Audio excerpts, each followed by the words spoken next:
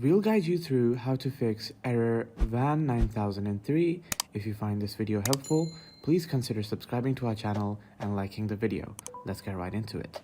It asks you to turn on your UEFI secure boot. I'm going to tell you exactly how to do that. How we fix it is we enter the BIOS, restart your PC, press either your F1, F10, escape or delete key. Usually the motherboard has a text on the bottom side of the screen when loading up, directing you exactly what to press. Once inside the BIOS, my motherboard settings look like this, although yours may look different. All we do is go to setting, advanced, and over here our UEFI mode should be enabled. How you do this is you turn your CSM mode off and you turn your UEFI mode on. Once you have your PC set to UEFI mode, you should go to security and you should find your secure boot there. We don't need to tweak anything here except for enabling the secure boot. If you have any questions, don't forget to leave a comment. Thank you very much for watching. Peace.